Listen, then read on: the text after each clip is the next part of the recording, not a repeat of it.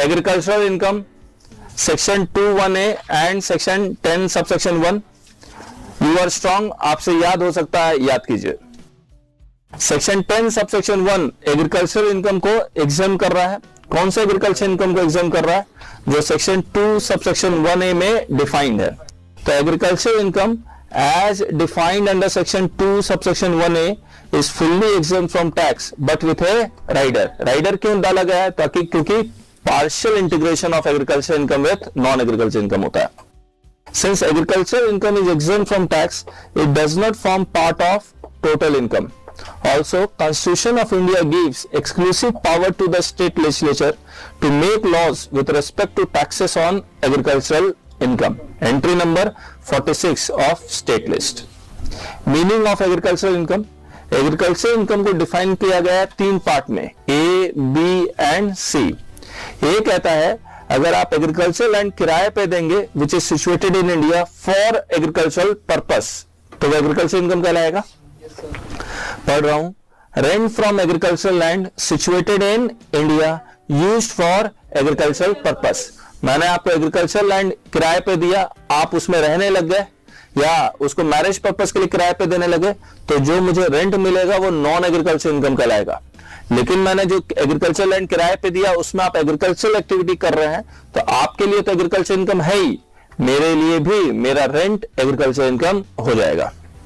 Clause B में आइए, growing of crops from land situated in India also saplings in nursery. तो land involve नहीं है, गमले में अगर आप पौधा उगाते हैं तो उससे जो इनकम आएगी वो एग्रीकल्चर इनकम है।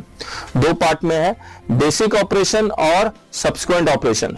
मैं बेसिक ऑपरेशन भी कर रहा हूं, यस। सब्सिक्वेंट ऑपरेशन भी कर रहा हूं, यस। तो एग्रीकल्चर इनकम है, यस। मैं बेसिक ऑपरेशन कर रहा हूं, यस। सब्सिक्वेंट ऑपरेशन नहीं कर रहा हूं तो एग्रीकल्चर इनकम है, यस। बेसिक ऑपरेशन नहीं कर रहा हूं, सब्सिक्वेंट ऑपरेशन कर रहा हूं, जैसे राशन की शॉप गेहूं लाके खरीदते हैं और बेचते हैं तो वो नॉन एग्रीकल्चर इनकम कमा रहे होते हैं। See, rent from building situated in the immediate vicinity of agricultural land. और ये एग्रीकल्चर लैंड कहां सिचुएटेड नहीं होना चाहिए? अर्बन एरिया में सिचुएटेड नहीं होना चाहिए, वहां लिख लो। Rent from building situated in the immediate vicinity of agriculture land, अच्छा लिखा हुआ है, situated in India and use for agriculture purpose and not situated in urban area. Urban area का डेफिनेशन हमने आपको बताया ही था, म्युनिसिपल लिमिट से 2 किलोमीटर, 6 किलोमीटर और 8 kilometre in a straight distance, जैसे कौवा फ्लाई करता है। एक्सेप्शन,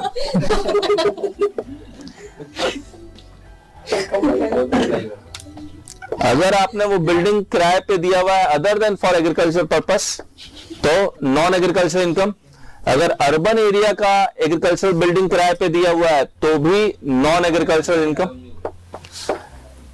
नेक्स्ट, कंप्यूटेशन कैसे करेंगे एग्रीकल्चर इनकम का? बोला ए वाला कंप्यूटेशन होगा अदर सोर्सेस में, सेक्शन 56 to 59 अप्लाई हो जाएगा। रेंट फ्रॉम एग्रीकल्चर लैंड, उसमें लेस क्या करेंगे? Taxes on land, collection charges, तो अदर सोर्सेस आएगा किसका? एग्रीकल्चर इनकम वाला। अगर बी क्लॉज में है तो उसका कंप्यूटेशन कैसे करेंगे? Under the head business, section कौन सा एप्लीकेबल होगा? 28 से लेकर 44D। सेल ऑफ क्रॉप्स, इस क्रॉप्स को उगाने के लिए, बेचने के लिए जितने भी खर्चे हैं वो सारे माइनस हो जाएंगे। Less all business expenses, salary, irrigation expenses, depreciation, तो जो माइनस करके आएगा बिजनेस इनकम कौन सा वाला? एग्रीकल्चर इनकम वाला। और क्लॉज सी में आएगा तो computation under the head income from house property, section 22 से लेकर 27 हाउस प्रॉपर्टी के तरह इसका कैलकुलेशन करेंगे। ग्रॉस एनुअल वैल्यू, इसमें लेस क्या करेंगे? Municipal tax. एनएवी लेस क्या करोगे? Standard action. लेस क्या करोगे? Interest on borrowed capital. तो हाउस प्रॉपर्टी आएगा कौन सा? एग्रीकल्चर इनकम वाला। फिर तीनों एग्रीकल्चर इनकम को जोड़ देना, तब जाके उसका पार्शियल इंटीग्रेशन होगा। Now there are certain crops which are partly agricultural and partly non-agriculture, तो उसका एक स्टैंडर्ड फिक्स कर दिया गया है। मैन्युफैक्चर ऑफ रबर का 65% एग्रीकल्चर, 35% नॉन एग्रीकल्चर, और मेजर पार्ट को एग्रीकल्चर माना गया है। Sale of coffee grown and cured by seller, 75% agriculture, 25% non agriculture.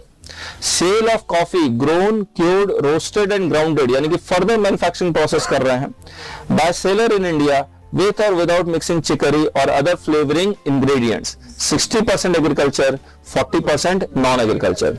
Growing and manufacturing tea in India, 60% agriculture, 40% non-agriculture. Now, partial integration, computation of tax if SSC is earning both agricultural income and non-agricultural income. Conditions क्या है? जिसको slab rate applicable होता है उसी को ये applicable होगा. The SSC is an individual HUF, AOP, BY or artificial juridical person. दूसरा, non-agricultural income that is normal income exceeds basic exemption.